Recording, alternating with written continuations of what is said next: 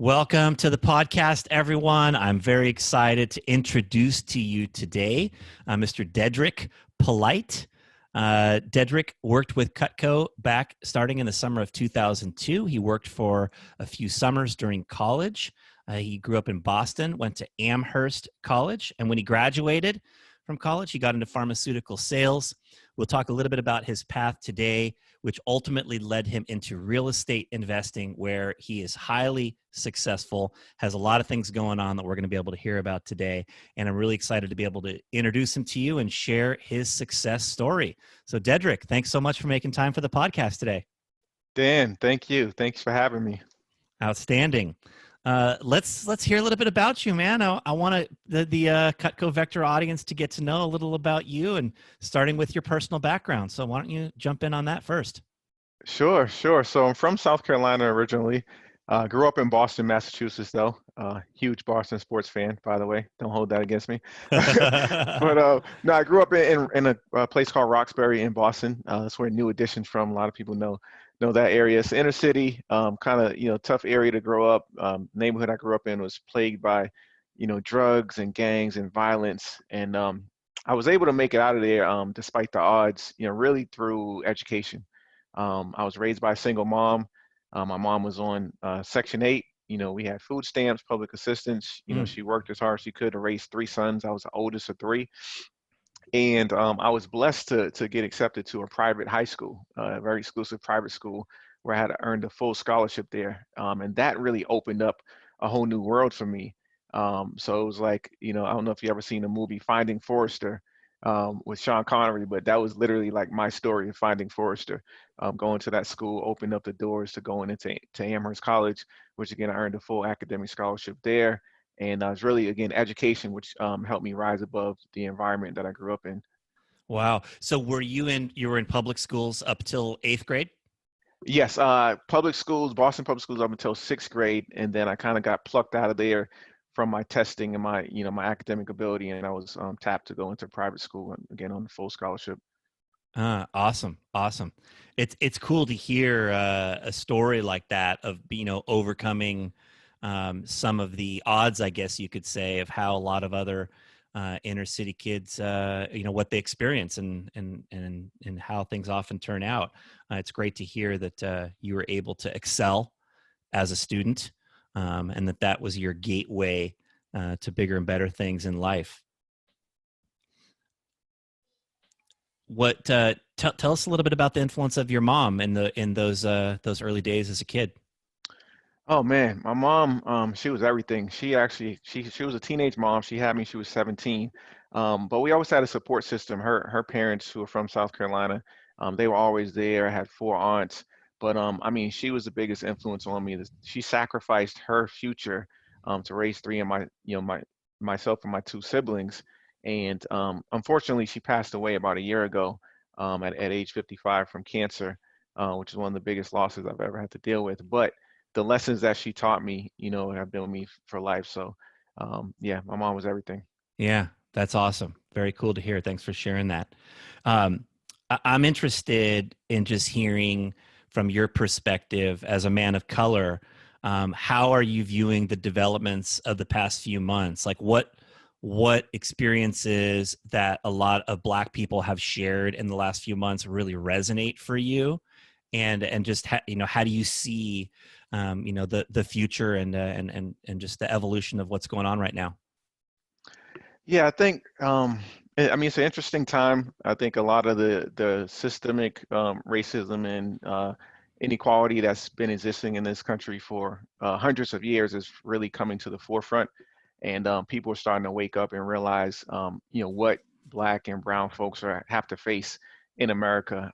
With the advent of social media, people are seeing these things, firsthand now and seeing how horrible they are, and that it's not just, Black people's responsibility or brown, it's everyone's responsibility when you see some injustice going on to speak up, because, who knows, it could be you or, one of your friends or family next. So I think, again, it's an interesting time to be in. I think a lot of young people are pushing the movement forward. So, it's definitely needed. Yeah, yeah. Do some of the experiences that people had have described and shared? Do you have personal experience and sort of those kinds of things happening in your life as you were growing up? Oh yeah, totally, totally. I mean, growing up as a young black male in Roxbury, it was heavily police neighborhood. Was plagued by drugs and crime. And I remember being stopped and just for walking down the street, patted and frisked.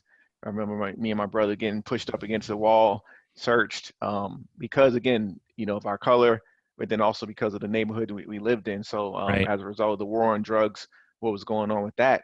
And I think the hypocrisy of it is that when you had marijuana was illegal back then, now it's legal, right? So you got people in California, making millions of dollars selling marijuana legally, when for years people in the black and brown community were targeted and arrested and prosecuted for something that's now legal. Right. Right. What as you look at what's happened in the last few months, what makes you feel optimistic that anything will be different this time? Man, that's a good question. Do you feel optimistic than anything? I Um, guess I should start with that. Yeah, I mean, it's kind of day to day. It's definitely again, it's a fight, it's a journey that we're on as a country to live up to the ideals of this country, right? And that are stated in the Constitution that all men are created equal.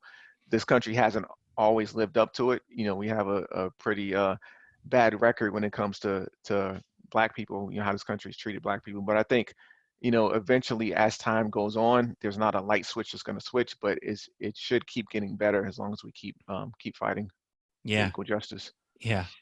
I have a mastermind group that I've put together here in the Silicon Valley that contains some of the most successful people I've ever met in my life. And one of my key mentors who helped establish the group is African American. He's an icon in the tech community here in the Silicon Valley, and he knows everyone.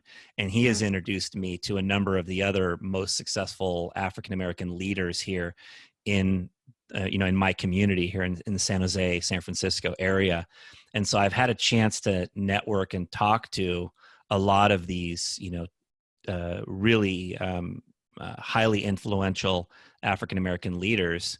And a common theme that they share is that, like, when all of these issues have come up in the past, it's always the Black community that is, sharing their frustrations and requesting help in, having this social change happen. mm, But they always say that until the white community really gets behind it, it's hard to have it happen. It has to be, right, all of us right. supporting change. And that in this particular time, particularly in the advent of the George Floyd situation, there's a greater degree of the white community and all communities of all different races and colors and creeds and everything sort of Mm, coming together to support that. Hey, look, we're all humans, and we right. all want to have this, a positive relationships and a much better environment for everybody. And so there is a lot more widespread support, which could be one of the keys to how and why this time things are a little different in moving forward. Yeah. No, I agree. I mean, I think if you're a human being, just if you see injustice, we all got to take that responsibility to speak out. What's right is right. What's wrong is wrong, no matter what the color is of the person who's doing it. That's how I Ex- look at it. exactly. Exactly. Yep. Well, I hope to see that things evolve a little bit differently, so that your young children, I know you've got two young boys, so that your young boys don't have to have a lot of the stigmas that a lot of other young, Black children have had over the last few decades and longer. So anyway, Absolutely. yeah, that'd be cool. Um, let's talk a little bit about your time with Cutco. All right, Dedric, Sure. tell us about when you started and how that evolved. Yeah, so I started, what was it, after my freshman year at Amherst. Again, I'm going to this prestigious Ivy League school. I was actually on the football team as well. I didn't play much, but I was on the team. But summer break comes and I didn't have a job lined up. So I get home, I'm moping around the house. I get a letter in the mail, and my mom's like, "You got this letter from this Vector marketing place." And I opened it up, and it was an interview. So I'm like, I got nothing else to do. Yeah, it's great. I'm gonna go down to the interview. And when I found out I was selling knives, I'd never done sales. I was kind of like that quiet kid. I was always smart, good in sports, good in school, but I was just quiet. So anyone who knew me was like probably thought I would be horrible at sales, and I was. My first 2 or 3 weeks with Cutco, um, my manager Dave Drennan, who became one of my best friends, he actually sat me down after my first 3 weeks, and I'd gone on like 8 demos and sold exactly about $18. He was ready to fire me. He was literally like, dude, you're costing me money. Like, I'm paying you like this base appointment thing. This isn't gonna work out. And like, I kind of got emotional because I wasn't giving it 100%, right? Because I didn't have confidence. I was like, didn't know if it was gonna work. I'm coming from the inner city, the hood, and I'm trying to sell these $800 set. And I didn't think people would buy the things, right? Because of my background where I came from, I'm like, people can't afford knives like this. Right. But once I started, he was like, listen, I hired you for a reason. Your background, your intelligence, I believe in you. He said, I believe in you. And then I was like, okay, if he believes in me, maybe I should start believing in myself. And literally, I went on like I think 2 more demos, and my second demo after that meeting, when he told me he was going to fire me if I didn't start producing, I made a $1,300 sale, Mm. and that's when the light bulb came on. $1,300 in one demo, like the biggest natural high I've ever had in my life. And from there, I went from last to first place in the office and never relinquished that title. Yeah, that's awesome. It's cool to hear that, it was a conversation with Dave that helped turn that light bulb on for you, that you could believe in yourself and that you actually could do it. So, Right. yeah, tell us some more of your key experiences and lessons from your time selling Cutco. Yeah, so in addition to that, just the belief part, learning how to follow a system. Once I started following the system, I went field training, right? And the number one sales rep in the office was a kid named Eric Jacks, and he went to a rival high school, right, from my school. And I remember playing against him in sports, and we were like arch enemies in sports. I come to Cutco, who's the number one guy in the office is this kid Eric. So I'm like, man, he beat me in basketball. Now he's the number one rep in the office. All the cute girls in the office like him. I made it my mission to take him down and become number one. So Dave made us go field training. He was like, Eric, I want you to take Dedric field training. I think he'll be good once he gets it, but he needs to watch someone. So I went from like going and kind of freewheeling my demos to once I saw him do a demo, and this kid literally like read the script. Like he wasn't even looking at the customer. He read line for line the script, and he sold a homemaker.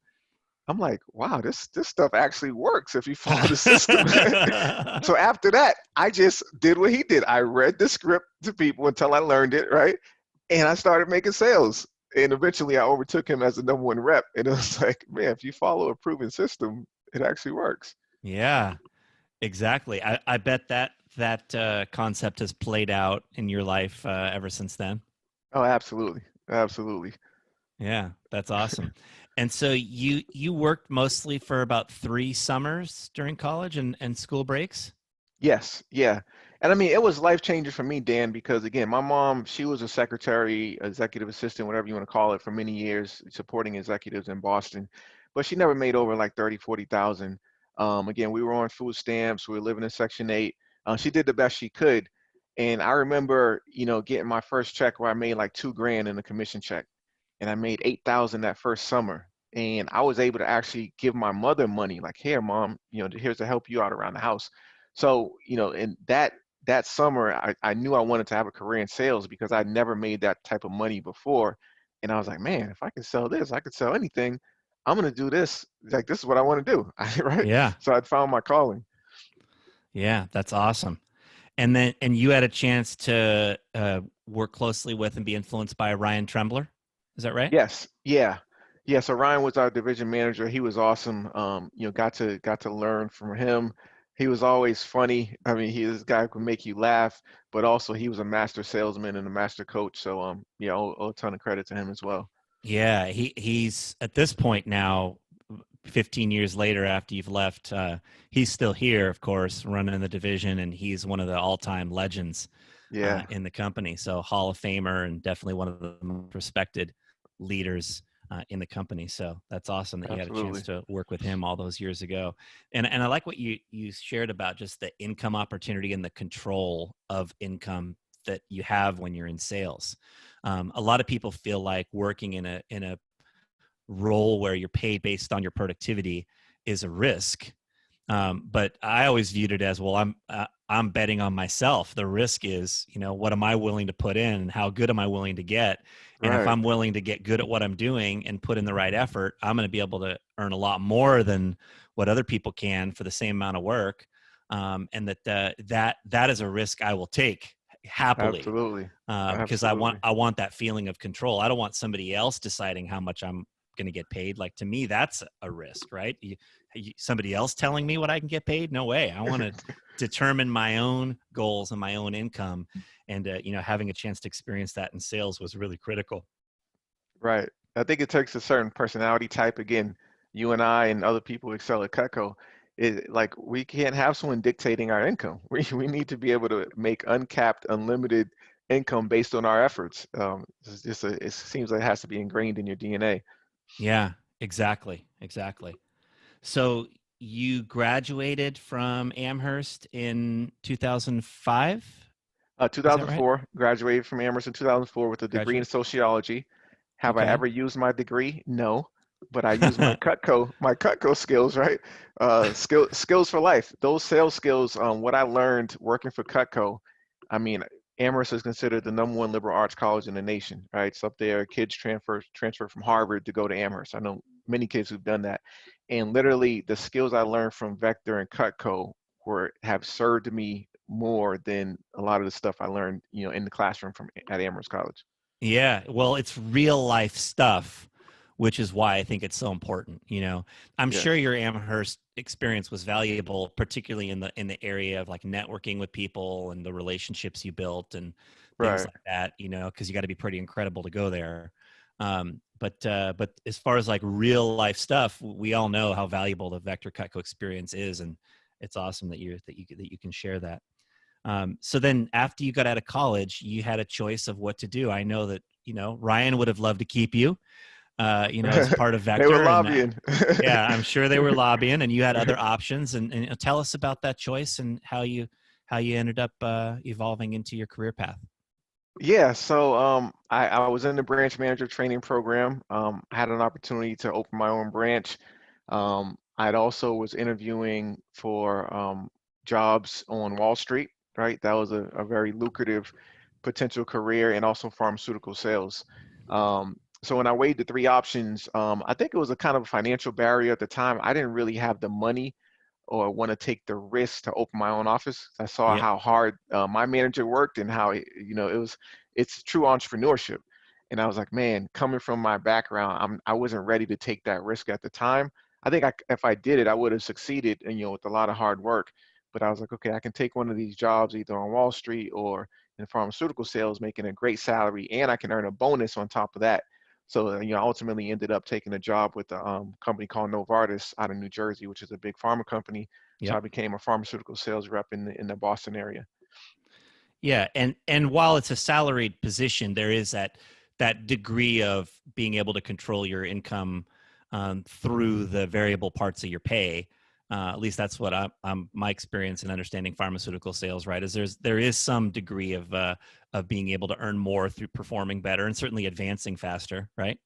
Well, so I thought. So I got into pharmaceuticals 2004 to 2010. I was a pharma rep, and I got in after the golden age of pharmaceutical sales, right? Where you hear the stories of making, multiple six figures and going to the Super Bowl and whining and dining doctors and all this stuff.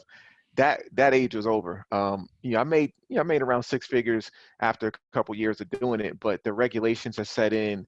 It's kind of a glorified catering job is really what it was.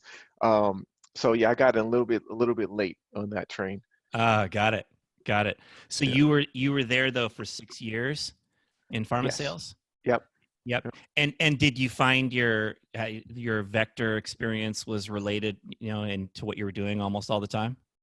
Well, Vector helped me land the job because I did a demo for a gentleman. He was a single gentleman. I got referred to him. He bought like a essential set from me, but he was a manager for a pharma company.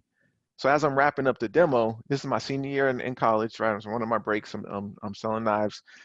He's like, "Hey, have you ever heard of pharmaceutical sales?" He had a suit and tie, very professional, owned his own house in Boston, had a company car. And I was like, no, I don't even know what that is. So he started telling me about it. And he was like, hey, would you be open to learning about this? I said, yeah. And I asked him to be my mentor. And he actually became my mentor my senior year of high school. And he ended up helping me land the job in pharma, working for him.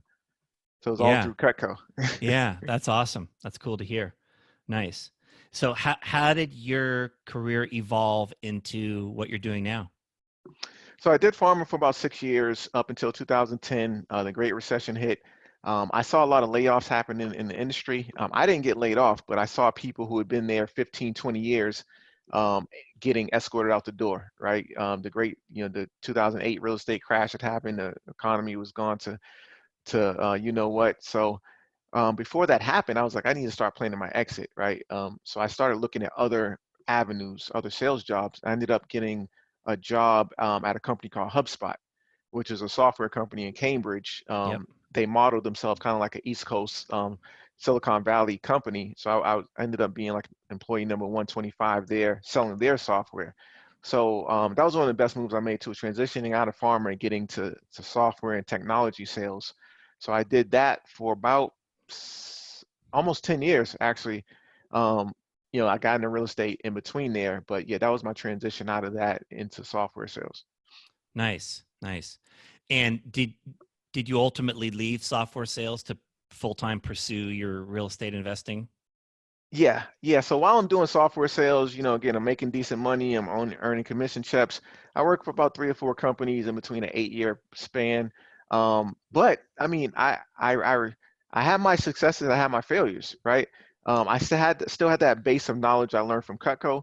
But at a certain time, you get in some sales jobs. I don't know if you've worked for other companies, but I failed a few times. I got fired from a couple companies for just non-performance. And I Mhm. think the reason is because I stopped working on myself and my sales skills. I stopped polishing and constantly learning and training. And when I did that, my skills eroded. And some of it was a product I was selling, but I always take personal responsibility. So several times I raised myself from failure back to success, back to failure, back to success over my career. It's happened multiple times. And what I've realized now, I'm 38, is that you constantly have to be learning and growing, right? If you're not learning and sharpening your knowledge and your skills are going to go backwards. That's a huge point, Dedric, that I think everybody should really take in, because the reality is that the marketplace changes so fast. And Right, anybody who is sort of relying on the person they were 1 year ago, um, they're going to fall behind, right? They're not keeping up with the pace. I can remember hearing a story of a person who was asking for a promotion, and somebody else got this promotion, and the person said to their boss, how did I not get this promotion? I have 8 years of experience. And the boss said, well, no, you have 1 year of experience 8 times. It's mm, basically like they had stayed the same all through those 8 years. They hadn't grown and evolved and become more than they were. And so they didn't get the chance to advance. right, Whereas their competition maybe was around for a few years less, but had been constantly growing, evolving, changing, having a steep learning curve in life. And that helped that person elevate, right, to a much higher level. So totally. yeah. So how did you overcome that? Like what made you turn that around and get onto the learning track and be able to achieve success? Yeah, so I got fired. I got fired from a job. Again, I wasn't hitting sales quota for like I think 2 quarters straight, and they canned me. I had a mortgage. I just bought my first house. I had a mortgage. I had a car note. I was scared. I was dating my now wife. We were just dating back then, and because of the educational background I came from, I tied a lot of my self-worth and my confidence to my job title, my income, right? And when I Right? got fired, all that was shattered. I'm like, I was depressed. I was literally walking around depressed. And my girlfriend was like, after a couple of weeks of just watching me mope around the house, she was like, dude, you got to do something. She was like, listen, you didn't lose that job. They lost you. She was like, take some time off. I was burnt out, just from being on the treadmill so long. Take some time off, figure out what you want to do next. I know you're always talking about starting your own business. I want you to do that now, right? While you have this time off. During that time, I started my own marketing agency because I was selling marketing software. So I started my own marketing agency. I got invited to speak at Harvard's Innovation Lab during that time. I learned to ride a motorcycle, right? All these things I, kind of wanted to do. When I got fired, it was a wake up call for me to kind of reinvent myself. So yeah, getting fired will do that to you. I bet. I bet.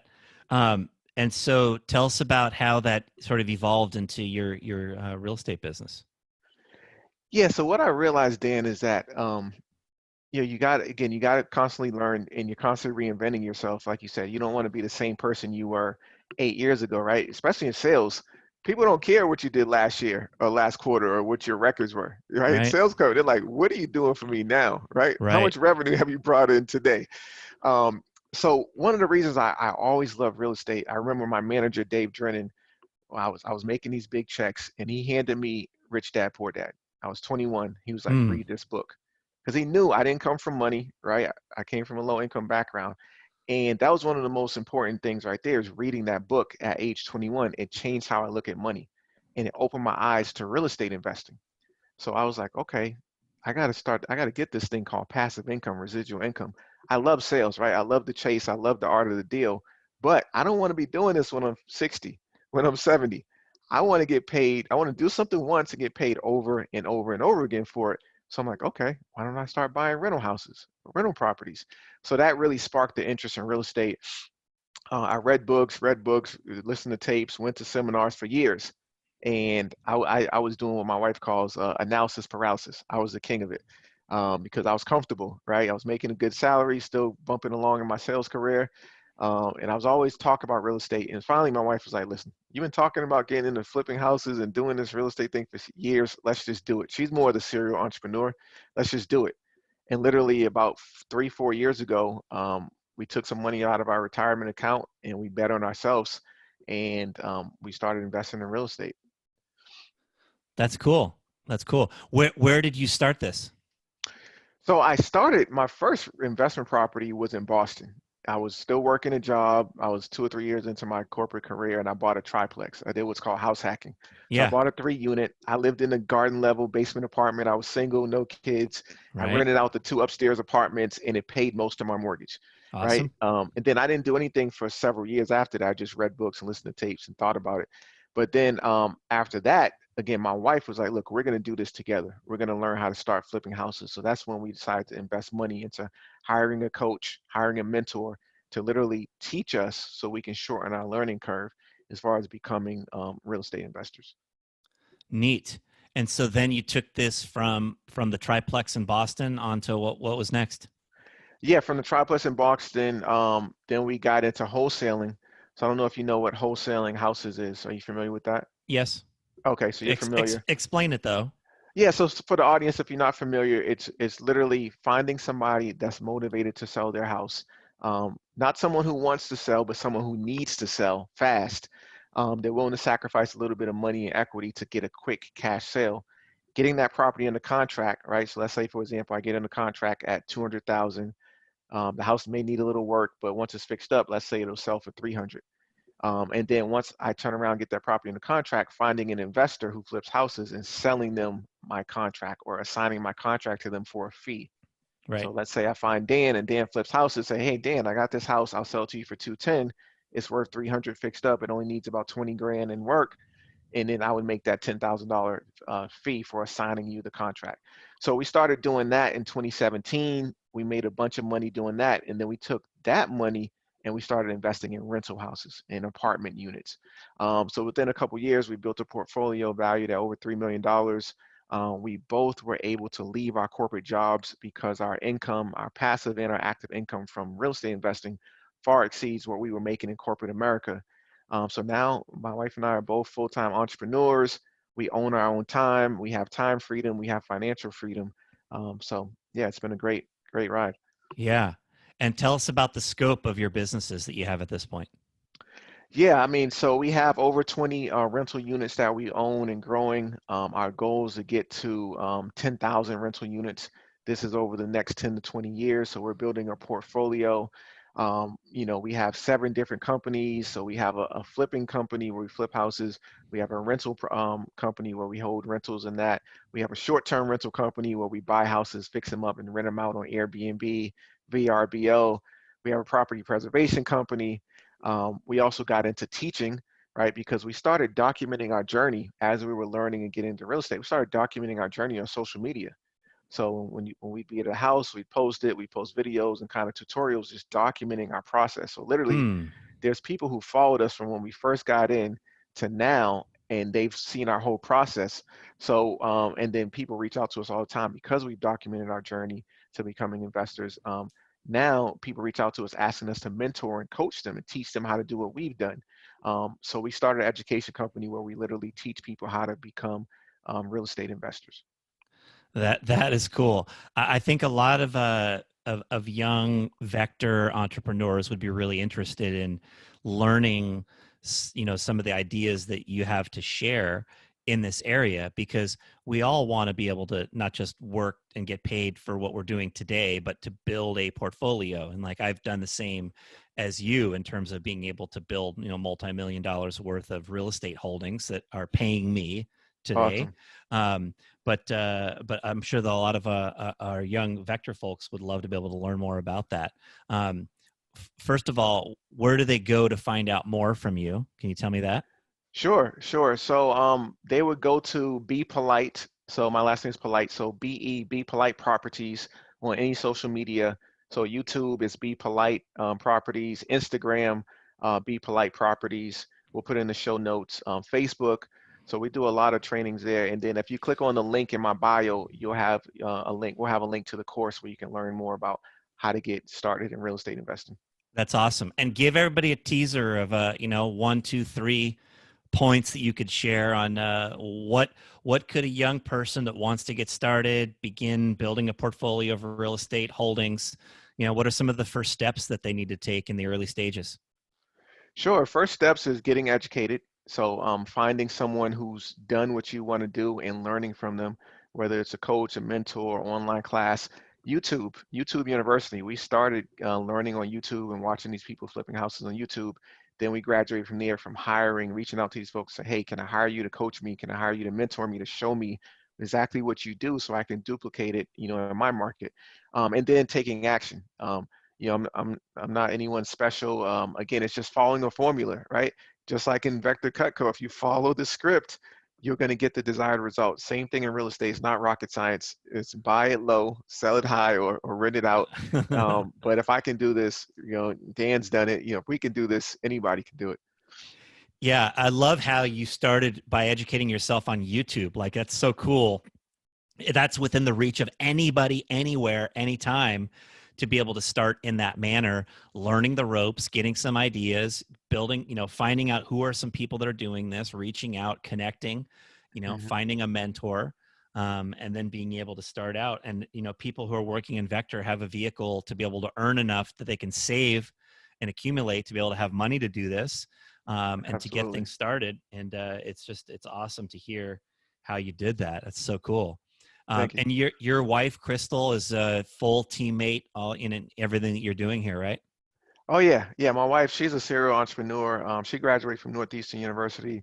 She spent about 15 years working in corporate management roles, but she started her first company when she was a teenager, and she's owned multiple companies. So she's what we call the visionary in our partnership, and I'm the integrator from the book Traction, which is a pivotal book that's helped us. But she's a visionary. She kind of casts a vision and sees where the puck's going, and I'm the one that integrates and puts all the details and the plans together, and we both execute them. Yeah, that's very cool. And as you look forward, do you feel that rentals is the avenue for you, or buying and selling? Is it really a combination of both, or like what do you feel like is the most lucrative avenue that you're going to pursue? That's a great question. I was just reading a book last night on Donald Trump and the Trump family, how they built their wealth. And Fred Trump, he built his wealth from rentals, right? I think he amassed 6,500 rentals in his 90-year lifetime, and it was valued at almost $1 billion portfolio, right? This is New York real estate. and Yeah. he was able to pass that on to his family. So that's my ultimate goal, is to build a huge rental portfolio for the cash flow and be able to pass that on to my kids so they don't have to work for someone else, right? I don't want them to be lazy, but I want them to have the freedom to do whatever their passion is, right? And my kids and set up and build generational wealth. To get there, of course, you got to make active income. So we also wholesale houses, we flip houses to make active income in order to purchase more cash flowing assets and passive income. Yeah. And I know you live in North Carolina there, Tobacco Road area, Winston-Salem. Are you focused on North Carolina with your holdings? So we invest nationwide. That's the beautiful thing about this, Dan. So you got YouTube University with the internet and with being able to sign documents electronically. We have properties in Boston. We have rentals in Cleveland, Ohio. I've wholesaled houses in California, right? We did one in LA earlier this year, virtually from North Carolina. Wow. We did a six-figure wholesale deal where we got a property in Boston under contract and we flipped it to another buyer. We never even saw the property in person until we actually closed on it, and we made 105,000 on that one virtual wholesale deal. So again, with technology and in this day and age, you can do this virtually from anywhere in the country. That's amazing. That really is. So Thanks. cool. And I noticed in your email you had the tagline, "It costs nothing to be polite." Yes. A play on your name, right? Yeah. I just want to say I like that. I like that. Um, I don't know if are you do you promote like the polite as like a part of like relationship building and connecting with people and like the demeanor and the whole like playing Yeah. off your name in that way? I just thought that was cool. Thank you. Yeah, I can't take credit for that. My wife, she, again, the visionary, she comes up with all those smart ideas. Yeah. Well, so if somebody's a young entrepreneur and they want to have similar success to you, maybe they're not yet ready to get into real estate investing, but they're an 18, 19-year-old Cutco sales rep or somebody that's just getting started in life. What do you feel like are a few bits of insight you would have for them on how they can move toward the kind of success that you're having? I would say stick with Cutco. Stick with Cutco as long as you can. Learn those skills. They truly are skills for life. I remember when I was a rep, hearing that and seeing that. And 20 years later, is proved true. Those skills I learned, how to build rapport, how to follow a system, how to strive for excellence. Those are skills and principles that have gotten me to where I am today. So, strive to be the best Cutco sales rep you can. And then at some point, you're either going to move up in the company into management or go on and start your own business. But the skills you're learning as a Cutco sales rep are indispensable to be successful. Yeah, thanks for sharing that. I really appreciate hearing it, and I'm sure it'll resonate with a lot of the people who are working with the company now. Um, Dedric, the theme of our podcast is changing lives, and as you look into the future, how do you aspire to change other people's lives through what you're doing? Um, just continuing to share. Like I said, we started sharing our journey on social media. And I didn't really think much of it until a year or two in. We start getting messages and DMs from people like, "Hey, you and your wife, you inspire us, you motivate me," and I was blown away. I'm like, man, I'm just sharing what we're doing, the ups, downs, failures, challenges, and it's literally we've inspired thousands of people. So I just want to continue to do that, continue to grow, continue to learn, and share my experiences in hopes of inspiring other people to become financially independent, right? Because once you're financially independent, you now own your time and you can truly focus on what you're passionate about and help other people. Yeah, well, you have a great success story. I think it's just so inspiring for anyone to hear, right? How you have evolved from where you came from as a kid, growing up in a challenging environment, finding your path out of that and being able to begin to achieve success and then parlaying that into greater and greater success and having the story that you have today. I know that I came across you and your wife's story through an online publication that was featuring you guys, and just thought it was so cool to see that. And we're always proud of the success that our Cutco Vector alums have had, and in reaching out to you and hearing you credit a lot of your success to what you learn with Cutco. I'm grateful to hear it, and just really grateful that you've shared your insights with our audience today. Awesome, awesome. I really appreciate you having me, Dan. Thank you. All right. Well, thanks for being on the podcast. All right, thank you.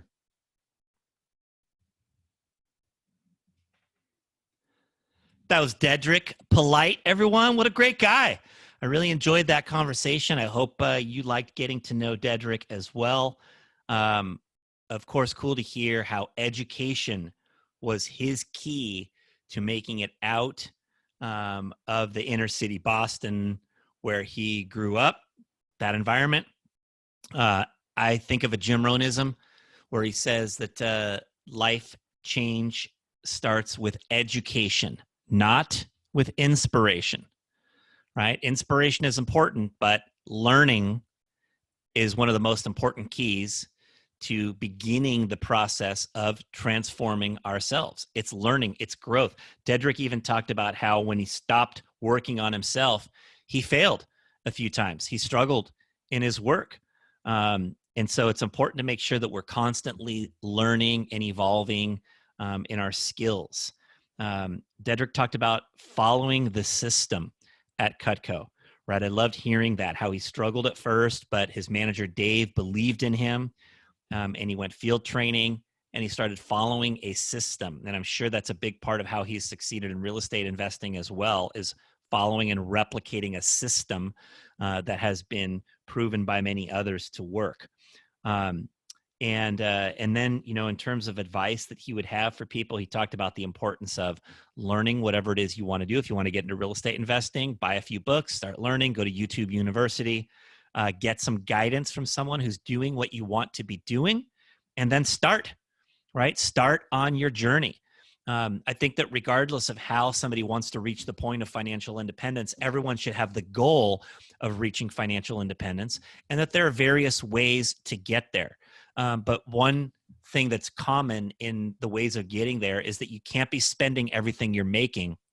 You have to be saving a big portion of what you're earning, and then you have to be parlaying that into something that's going to make you money. You want your money to make you money.